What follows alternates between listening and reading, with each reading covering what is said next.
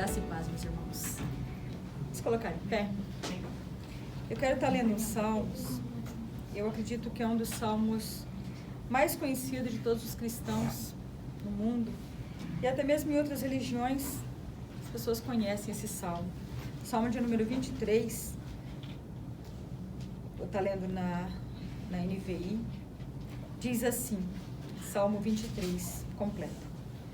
O Senhor é o meu pastor e nada terei falta. Em verdes pastos me faz repousar e me conduz a águas tranquilas. Restaura-me o vigor, guia-me nas veredas da justiça por amor do seu nome. Mesmo quando eu andar por um vale de trevas e morte, não temerei perigo algum, pois tu estás comigo. A tua vara e o teu cajado me protegem. Preparas um banquete para mim à vista dos meus inimigos. Tu me honras ungindo a minha cabeça com óleo e fazendo transbordar o meu cálice. Sei que a bondade e a fidelidade do Senhor me acompanharão todos os dias da minha vida e voltarei à casa do Senhor enquanto eu viver. Amém? Salmo maravilhoso. O Senhor é o meu pastor e de nada eu terei falta. Eu gosto muito de pensar nesse salmo, e se nós formos ver durante todos esses 12 versículos, esses 6 versículos, 12 citações sobre o Senhor. É Ele quem faz, é Ele quem guarda, é Ele quem restaura, é Ele quem guia. Todas as referências sobre o Senhor são feitas num espaço tão pequeno, nos faz lembrar de quem precisa ter o controle de todas as coisas. O Salmo inicia dizendo, o Senhor é o meu pastor. E quando nós olhamos para a figura do pastor, nós sabemos que é aquele que conduz a ovelha. E amados, quantas vezes nós queremos o Senhor como pastor, mas nós não queremos ser ovelhas. Porque a ovelha, ela precisa e ela é totalmente dependente do Senhor. Para tudo que ela vai fazer, a ovelha ela não enxerga bem, a ovelha precisa que o pastor a conduza, que o pastor a alimente, que o pastor faça tudo por ela. E muitas vezes nós queremos o Senhor como nosso pastor, e aqui ele diz que nada nós temos falta, e não é que nós vamos ter tudo exatamente como nós queremos, mas a palavra nos ensina que o Senhor se transforma naquilo que é necessário para suprir a nossa necessidade. Nós sabemos dos nomes de Jesus, né, que diz que é um nome sobre todo nome, e o Senhor é o Deus Rafá, o Deus que cura, o Deus que provê, o Deus que é o Deus da batalha. Todas as referências à necessidade humana está contida no Deus em quem nós cremos, que é esse Senhor que é todo poderoso. E nós vemos aqui ele dizendo que mesmo que nós andemos, numa outra versão diz, por vale de sombras de morte, nós estaremos seguros porque o Senhor nos protege. Mas nós vivemos hoje um vale de sombra de morte. Quanto se tem falado em morte? Quanto se tem sofrido por conta de perdas de vidas? É muito difícil, é muito sofrimento. Mas nós vivemos um tempo que a palavra diz que é uma sombra de morte para o cristão. É apenas uma sombra. Eu ouvi uma ministração maravilhosa essa semana a respeito disso. Para o cristão, esse temor é de apenas uma sombra, porque nós sabemos o que nos aguarda. Onde está a nossa confiança, onde está a nossa esperança. Esse Deus que nos faz andar em pastos verdejantes e nos repousar. Ele é aquele que nos conduz a águas tranquilas. É quem nos restaura o vigor, é quem nos guia nas veredas da justiça. Que essa palavra console o teu coração nessa noite e que ainda que você ande por vale de sombra de morte, ainda que você passe por situações difíceis, que nesse mundo nós temos aflições, nós teremos aflições, né? Tantas coisas nos sobrevêm, mas coloca a tua confiança no Senhor. Faz dele o teu Senhor, faz dele aquele pastor, né, que pastoreia mesmo a tua vida, que conduz a tua vida. Não apenas aquele Deus a quem nós ouvimos falar. Jó, depois de todas as lutas que ele enfrentou, e Jó era um homem justo diante de Deus. Um homem que Deus reconheceu como sendo um homem íntegro. Mesmo assim, lá no final da sua vida, ele diz, eu só conheci esse Deus de ouvir falar, mas agora os meus olhos o veem. Então, mesmo que você passe por tribulação, mesmo que você esteja passando por angústia, muitas vezes o Senhor quer te ensinar, o Senhor quer tratar com você, o Senhor quer te fazer chegar ao caráter perfeito e aperfeiçoado de Jesus. Então louve ao Senhor, tenha por motivo de toda alegria passar por tribulação, é o que a palavra nos fala. E aqui esse texto fala assim, que o cajado, a vara e o cajado é quem nos conduz, é quem nos protege. A repreensão do Senhor muitas vezes né? A luta que o Senhor às vezes nos permite passar tem peso de glória. Tem uma razão de ser para Ele nos aperfeiçoar e até mesmo para Ele nos atrair para mais perto dEle. O cajado era o objeto que o pastor usava para atrair a ovelha para perto dEle. Então, que o Senhor use, né, de todas as circunstâncias na sua vida para te atrair para mais perto dEle, para reconhecê-lo como único e suficiente para a tua vida. Nesse tempo de lutas, nesse tempo de sombra de morte, como nós já dissemos, que você possa reconhecer que não há outro. Amados, é tempo de hoje nós olharmos e entendermos quem somos nós, quem é o homem diante de um vírus, diante de algo que tem, né, destruído e amedrontado o mundo. Mas a nossa confiança está naquele, né, que tem o nosso tesouro guardado. Amém? Curva a tua cabeça, nós vamos orar mais uma vez. Senhor, essa palavra é tão maravilhosa. E muitas vezes nós olhamos para ela e apenas a recitamos, como um salmo que nós temos de cor, desde pequeninos. Nós ensinamos os nossos filhos a falar o texto do Senhor, que é o meu pastor e que nada me falta. Mas, Senhor, nessa noite nós queremos te pedir, constrange o nosso coração, nos faz, Senhor Deus, viver realmente na dependência do Senhor, que é o nosso pastor, que é o nosso Jeová Rafa, o nosso Jeová Jireh, o nosso Deus da provisão, o nosso Deus da paz. Senhor, que a nossa confiança esteja depositada no altar do Senhor. Nós possamos buscar no Senhor toda a direção para as nossas vidas. Que em todo o tempo, Pai, nós estejamos submissos à Tua vontade, dependentes do Senhor, Pai, em oração, perseverando em oração, em busca, em conhecimento da Tua palavra. Senhor, nós estamos na Tua casa nessa noite porque nós cremos nessa palavra, que é viva e que é eficaz, que divide, Senhor Deus, a mente, o coração, que transforma, que traz luz, Pai querido, às trevas. Ah, Senhor, nós sabemos que esse mundo jaz no maligno, que tantas coisas têm acontecido que não têm trazido glória para o Teu nome, têm trazido sofrimento, Senhor, têm trazido dor. As pessoas têm, Senhor Deus, se desentendido, famílias têm sido destruídas, Pai, muitas vezes por falta do conhecimento do Senhor. E nós sabemos, ó Pai, que o Senhor é poderoso para transformar toda e qualquer situação, toda e qualquer circunstância. Essa palavra que é viva, ela é eficaz.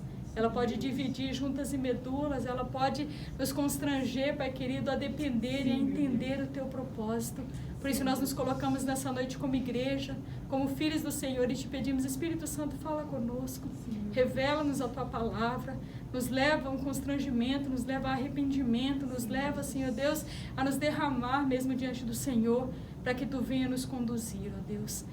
Clamamos a Ti por todos aqueles que têm ouvido essa palavra através das redes sociais. Ah, Senhor, que esse veículo, que esse meio possa ser apenas um canal, ó Deus, para que a Tua palavra possa penetrar no profundo dessas vidas, Senhor, e que o Senhor venha alcançá-los também para a Tua glória, Senhor. Nós sabemos que mesmo nas aflições, o Senhor está conosco. Mesmo nas lutas, o Senhor estando conosco, Pai, nós somos mais do que vencedores. Nada, Senhor Deus, pode tirar a paz daquele que realmente deposita a sua confiança no Senhor. E nós já te agradecemos por essa noite, pela Tua palavra, pelas orações feitas neste lugar, porque eu sei que elas são colocadas em taças de ouro diante do Senhor. E para todas elas, o sim e o amém. Porque Tu és aquele que ouve o clamor, é aquele que tem os ouvidos atentos para todo o clamor que é feito neste lugar. E a nosso coração, Pai, sai daqui regozijando, sai daqui alegres, ó Pai, confiantes de que a vontade do Senhor, boa e perfeita, já foi liberada a cada um de nós. Te agradeço pela vida dos meus irmãos, por essa comunidade, Pai, que mesmo tão pequenina, tem sido fiel ao Senhor, tem te adorado em espírito e em verdade, Pai, e deseja ver o Teu nome sendo glorificado nesta cidade. Nós oramos com muita gratidão, Senhor, em Cristo Jesus. Amém.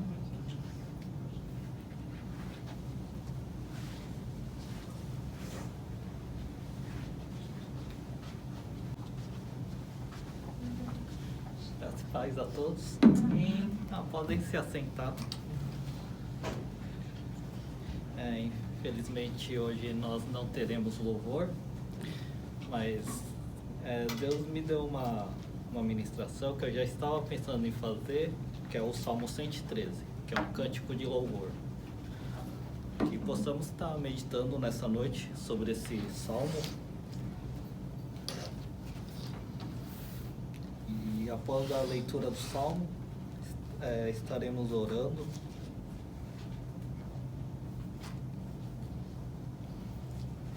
Salmo 113, todos acharam?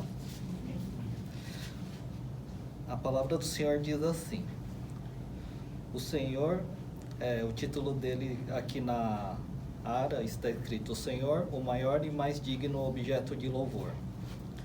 Aleluia, louvai servos do Senhor, louvai o nome do Senhor, bendito seja o nome do Senhor, agora e para sempre. Do nascimento do sol até o ocaso, louvado seja o nome do Senhor.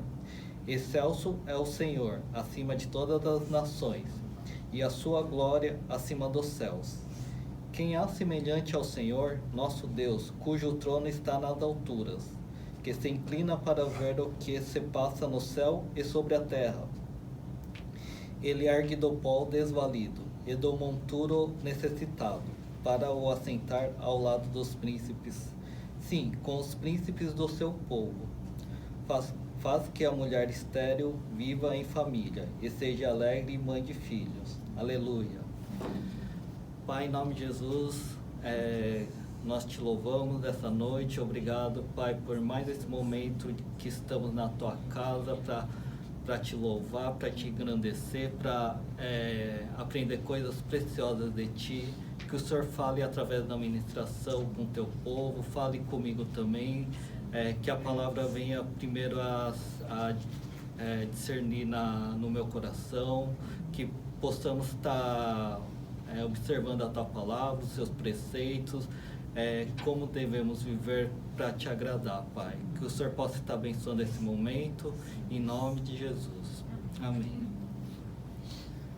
O tema que eu gostaria de trabalhar com vocês essa noite é um convite a louvar a Deus. E a estrutura do Salmo eu dividi em 2 pontos. O primeiro ponto é o convite do salmista para louvar a Deus, que vai do versículo 1 ao versículo 3. E nesse primeiro ponto eu dividi em 3 aspectos. Para quem o salmista dá o convite, que está no versículo 1. O segundo aspecto, quando que devemos louvar a Deus, que está no versículo 2. E o terceiro aspecto, onde devemos louvar a Deus, no versículo 3. E o segundo ponto é os motivos para louvar a Deus, que está no versículo 4 ao 9. E o primeiro motivo é pela imensa grandeza de Deus, está no versículo 4 a 6. E o segundo motivo é a relação de bondade e intimidade de Deus com o homem, do versículo 7 ao 9. O Salmo 113, ele é um conjunto de salmos, que vai do Salmo 113 ao 118. E eles eram usados nas festas religiosas do templo. E esse conjunto de salmos é chamado Halel egípcio. E Halel é louvor egípcio, por causa que a primeira Páscoa foi feita no Egito. Então, quando os judeus participavam da ceia da Páscoa, eles cantavam o Salmo 113, 114 antes da ceia. E após a ceia da Páscoa, eles cantavam os 115 ao 118. E é interessante isso, porque na última Páscoa de Jesus, quando ele instituiu a ceia do Senhor, ao sair para o Monte das Oliveiras, eles cantam um hino, que está em Mateus 26:30, que está escrito assim: depois de terem cantado um hino, saíram para o Monte das Oliveiras.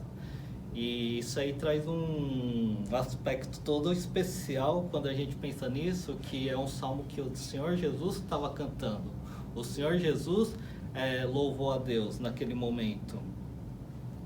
E o salmo ele começa com uma palavra, aleluia. Aleluia é a junção de duas palavras hebraicas. O Halel, que significa louvai, é um imperativo, adorai ou adorai. E Yah, que é o começo do nome de Yahvé, em hebraico. Então, toda vez que a gente fala aleluia, louvai ao Senhor, não é qualquer palavra, é o Senhor, Criador dos céus e da terra. Louvai o Senhor, Rei, Criador dos céus e da terra, aquele que é o Rei dos hebreus, aquele que tirou o povo do Egito.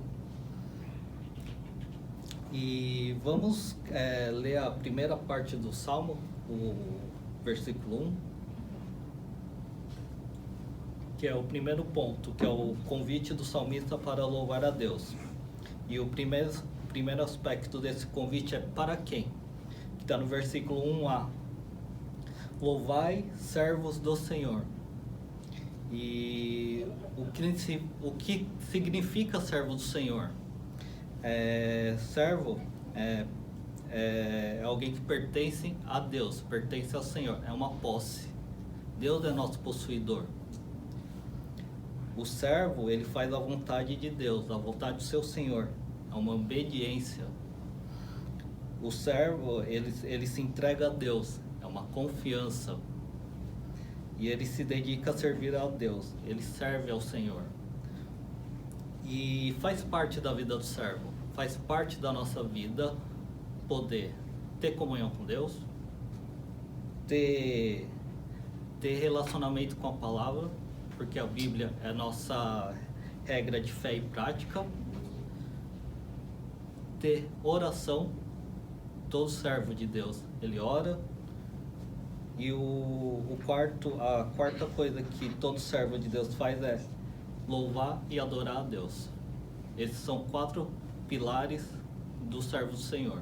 Todo servo que realmente se diz que serve a Deus, ele ora, ele louva, ele adora, ele se relaciona com a palavra e tem comunhão com Deus, com o Senhor. Aí o segundo aspecto está no versículo 2, que é quando devemos louvar ao Senhor. E está escrito assim no versículo 2: Bendito seja o Senhor, seja o nome do Senhor, agora e para sempre. E ele diz que é todo momento, é agora e para sempre.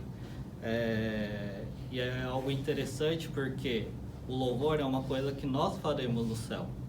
Não fica só a esse momento, a nessa vida, enquanto a gente está nesse mundo terreno. Mas quando nós formos para o céu, nós louvaremos ao Senhor também. O louvor é uma coisa que nunca deixará de existir.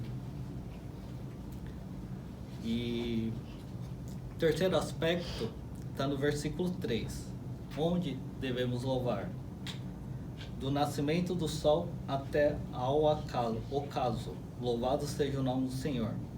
Essa palavra ocaso significa pôr do sol.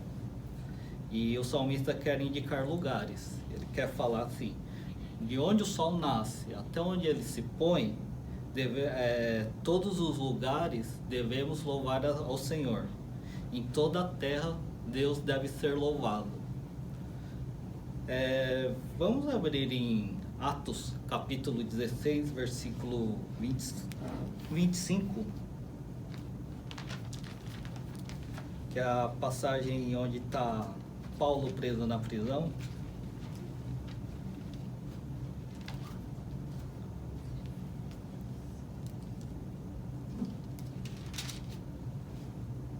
Todos acharam? Você poderia orar, ler para mim? Legal. Por volta da meia-noite, Paulo e Silas estavam orando e cantando hinos a Deus, os outros presos os ouviam. Amém. Paulo, ele estava pregando o evangelho, estava sendo servo de Deus, obediente a Deus, proclamando o evangelho, e por causa disso, ele teve atritos naquela cidade, e ele é pego, açoitado, severamente açoitado. E imaginem você ser açoitado, igual quando a gente sofre por alguma coisa, a gente se contrai.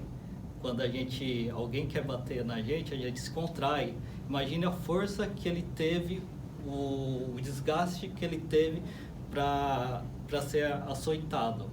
E mesmo aí depois da jogar na prisão, meia-noite, ele louva a Deus. Em qualquer horário, qualquer hora, ele está louvando a Deus. Cansado, machucado, dolorido, ele está louvando a Deus. E qual o lugar que ele está? Na prisão, louvando a Deus. E os louvores é a palavra de Deus ministrada em cânticos, poesia ou prosa. E Deus habita no meio dos louvores. Se não me engano, está no Salmo 22, essa passagem. E a ação de Deus por meio dos louvores pode trazer uma quietude, uma paz, um renovo, uma alegria, uma reflexão. Talvez Paulo pegou o inário dele, que seria os Salmos, pegou um salmo e começou a cantar. Ele viu como Deus é bom, como Deus é provedor, como Deus é a fortaleza dele. E o coração dele se alegrou, veio paz, mesmo com as dores, mesmo com estar na prisão, ele louvou ao Senhor. Que possamos ter a mesma atitude como de Paulo e Silas. Amém? E aí eu gostaria de entrar agora no segundo ponto, que são os motivos para louvar a Deus. E o primeiro motivo é a imensa grandeza de Deus, que está no versículo 4 ao 6. Está escrito assim: Excelso é o Senhor, acima de todas as nações, e a sua glória acima dos céus. A palavra excelso significa elevado, sublime, transcendente. E Deus é soberano sobre todas as nações. Sua glória está acima dos céus. E é interessante essa parte, que o Senhor está acima de tudo, porque se pensarmos assim, eles cantavam esse salmo quando lembrando que eles saíram do Egito. E o Egito, na época que eles saíram, era a nação mais poderosa da terra. E mesmo assim, Deus foi lá e feriu o Egito. Deus foi lá e libertou os hebreus. Então ele está acima de todas as nações. E ele vai mais a fundo. Deus, a sua glória está acima dos céus. Eu estava vendo um estudo que cada praga do Egito confrontava um deus do Egito. Cada praga era contra um deus. E ele mostrava o que? Deus queria zombar em cima dos deuses do Egito. E a nona praga, alguém lembra qual que era? Era a praga, era que ele colocava, Deus trazia trevas para o Egito. E só na terra de Gósen não havia trevas. Foi trevas durante 3 dias, que fala que eles não conseguiam ver a um palmo de distância, de tão escuro que estava. E o que Deus quer mostrar com isso? Ele está confrontando o Deus Sol, Deus Ra, que era um dos maiores deuses do Egito. Aí quando o salmista fala, Deus é maior que os céus, sua glória está acima dos céus. Não é sol, não é lua, não é estrelas, ele está acima de tudo isso. Ele foi lá, confrontou o Deus Sol do Egito. Ele é o Criador, ele está acima de tudo isso. Amém? E no versículo 5, está escrito assim: quem é semelhante ao Senhor nosso Deus, cujo trono está nas alturas? Ninguém se compara a Deus. Quantos atributos de Deus que nós conhecemos, que não existe nenhum ser, nada que se compare a Ele. Ele é onisciente, Ele sabe todas as coisas. Ele é onipotente, seu poder é ilimitado, Ele consegue criar coisas do nada. Ele é onipresente, Ele está em todos os lugares, Ele está conosco em todos os lugares. E eu gosto muito da definição que ele é infinito. Os cientistas, eles descrevem que as galáxias, elas estão se expandindo, as estrelas, planetas, só que eles concordam que vai ter um fim. Elas não podem se expandir eternamente, elas têm um fim. Deus não, Deus é infinito, Deus não tem fim. Deus é soberano, é tão grande que ele está fora do tempo, fora do espaço. Por isso que a gente chama ele de transcendente. Ele está acima das leis humanas, da natureza humana e da natureza ele é superior aos limites naturais e superior ao ser humano. É algo totalmente que nós nunca poderemos compreender. O tão grande e tão majestoso que Deus é. E eu gosto muito do Salmo 139. Vamos abrir o Salmo 139 para ver alguns pontos sobre os atributos de Deus.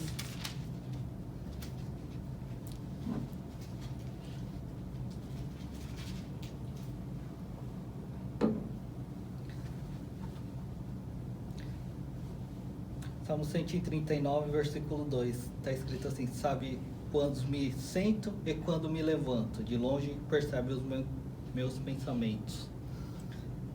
O Senhor sabe quando você está sentado, quando você levanta, até seus pensamentos Ele já sabe. Ele sabe quando você está trabalhando, quando você descansa. E mesmo que a palavra chegue à boca, antes de você pedir alguma coisa, o Senhor já sabe. Ele é onisciente, Ele sabe todas as coisas. E o versículo 8: se eu subir aos céus, lá estás. Se eu fizer minha cama na sepultura, lá estás também. E sepultura aqui é o mundo dos mortos, é o inferno. Você pode ir para o céu, o Senhor vai estar lá. Você pode ir para o inferno, Ele vai estar lá, porque Ele que vai dar o juízo. Não é o diabo que governa o inferno. É Deus que usa o inferno para dar o juízo àquelas pessoas que não aceitaram a Cristo como Senhor e Salvador. E o versículo 3, voltando para o Salmo 113,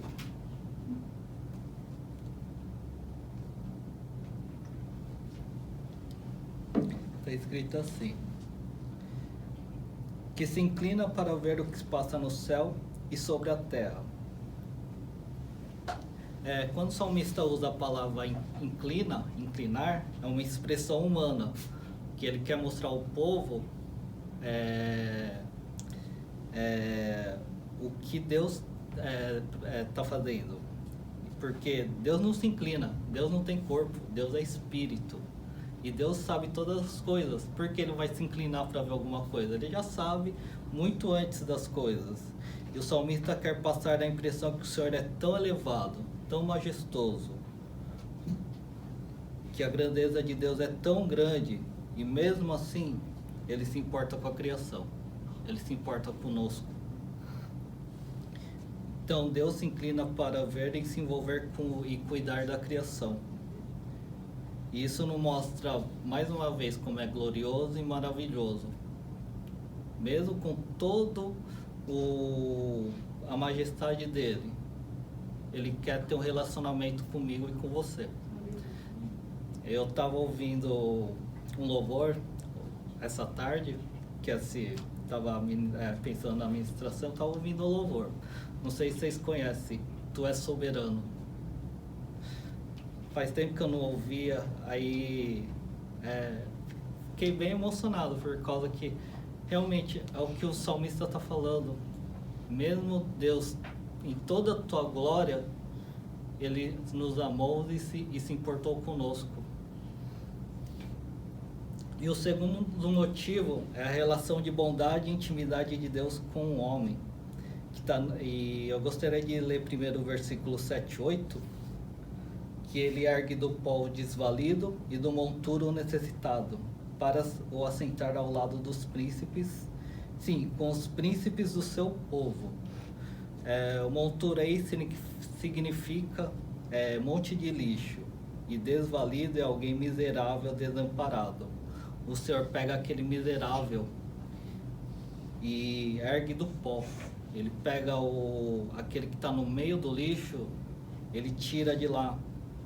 E é interessante que na lei de Deus, já em Levítico, quando Deus dá lei para os hebreus, tem uma lei que é em favor dos pobres. Vamos abrir em Levítico 23, 22.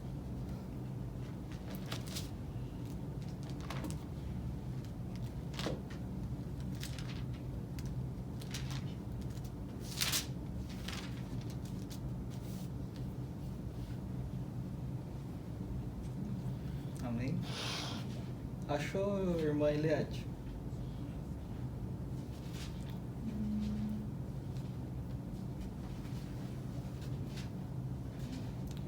Achei. 22. Achei. Quando fizerem a colheita do trigo, não colham as espigas dos pés, que ficam na beira do campo. Nem voltem atrás para pegar as espigas que não tiveram sido colhidas. Deixe essas espigas para os pobres e para os estrangeiros. Eu, o Senhor, o Deus de vocês. Amém. Eu sou o Senhor, o Deus de vocês. Amém. Deus já estava se preocupando com os pobres. Ele já queria que os pobres tivessem condições de se sustentar. Nós, quando lembramos os mandamentos, lembramos só dos 10 mandamentos. Não matarás, não roubarás, honrar pai e mãe, não fará outros deuses, não fará outros deuses para ti. Mas ele também cuida do pobre. Ele deu esse mandamento. E é interessante porque foi nesse mandamento, nessa lei, que Ruth conhece Boaz. Foi nessa lei, enquanto Ruth estava necessitada, passando fome, apuro, ela vai lá colher espigas na propriedade de Boaz. E Boaz, quando vê, ele não só continua cumprindo a lei, como ele ainda fala para os seus servos: tirem espigas e joguem para que ela pegue as espigas.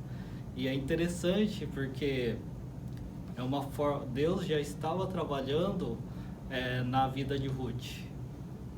Podemos achar que Boaz era justo. Sim, ele era justo.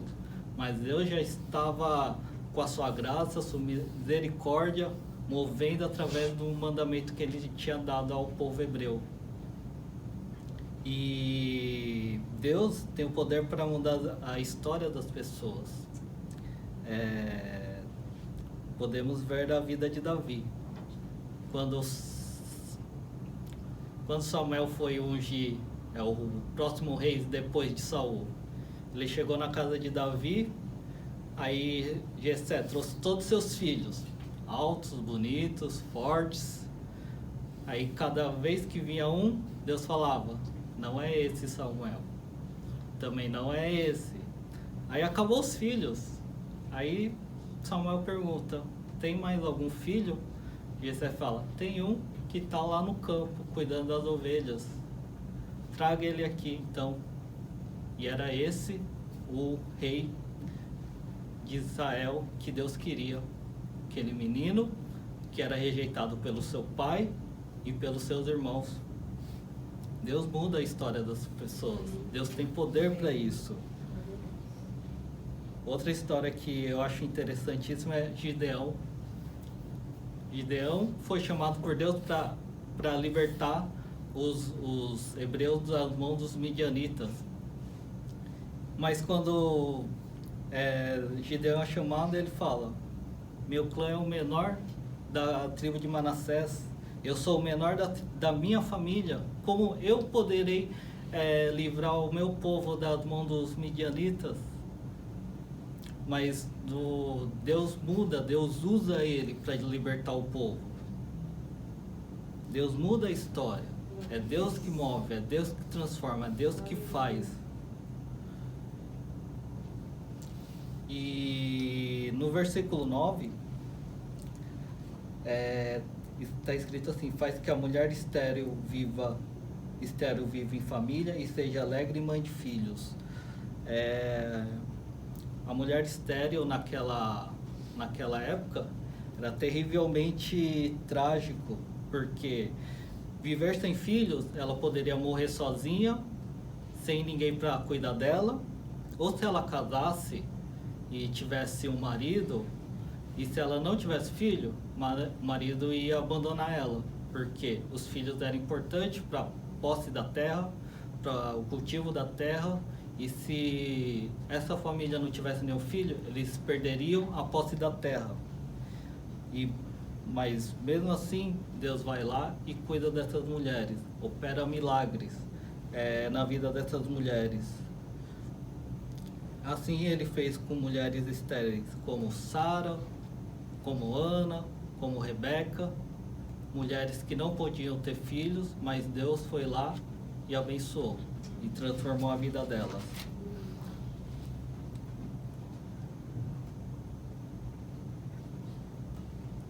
E apesar de tudo isso, parece que pra gente nós não temos esse tato, esse contexto que eles tinham. Não sei se alguém aqui passou necessidade, uma dificuldade tão grande, mas mesmo assim, Deus foi tão bom conosco, mas tão bom conosco, que Ele entregou o seu próprio Filho. É uma das maiores obras de Deus, se não a maior obra de Deus em nosso favor. Éramos miseráveis, estávamos mortos, nossos delitos e pecados. Mas Cristo veio nos resgatar da escravidão do pecado, da condenação e do juízo de Deus. E agora podemos sentar na mesma mesa que o Rei, junto com todos aqueles que foram redimidos pelo sangue de Cristo. Então, concluindo, que possamos louvar e adorar a Deus em todo tempo, em todo lugar, pois é um estilo de vida do cristão. E que louvemos e adoremos a Deus pelo que Ele é e pela sua obra maravilhosa. Não somente louvar a Deus pelo que Ele nos dá, ou que Ele pode nos proporcionar, mas muito mais pelo que Ele é, sua majestade, sua glória e pela sua obra maravilhosa. Se não fosse Cristo, nós ainda estaríamos perdidos, nós ainda estaríamos no monte de lixo, na lama do pecado, e hoje não. Hoje nós podemos, o pecado já não tem mais poder sobre nós. Nós podemos buscar a Deus e com Deus ter uma vida que seja agradável a Ele.